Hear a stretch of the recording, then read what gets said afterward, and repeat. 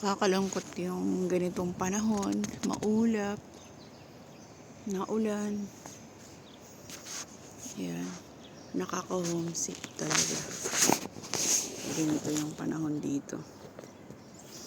Malayo ka sa pamilya mo. Grabe, ramdam na ramdam mo yung lungkot.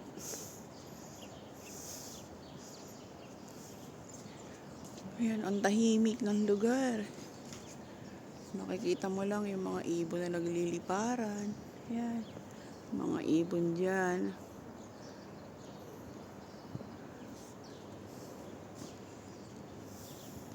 Overlooking. Diba ang lungkot? Tapos wala ka pa makikitang naglalakad dyan. Ayan, wala ka makikita naglalakad-lakad dyan. Oh. So, diba, nakakalungkot sobrang yan.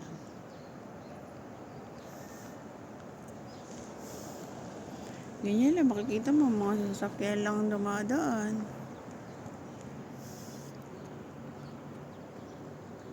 Diba?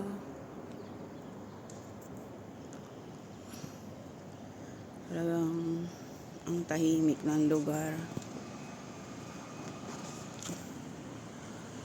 Dito lang ako, nag-overlooking pag ako ay naho-homesick. Pero pag ganito yung panahon, talagang mapipil mo yung lungkot. Wala ka namang ibang makita, hindi mga bahay lang. Yan. At ang aking room nasa rooftop. Ayan ang aking room.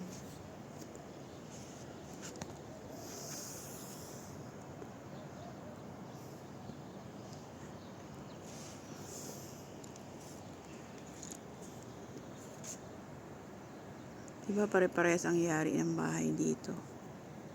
Ayan. Ganyan lang.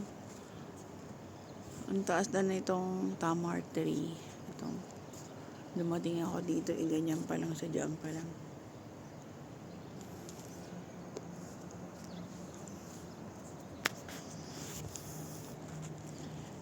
So, ito ang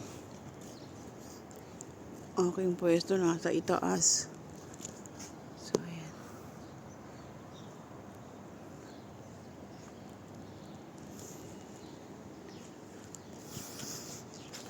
At ito naman yung likod ng bahay ni Madam.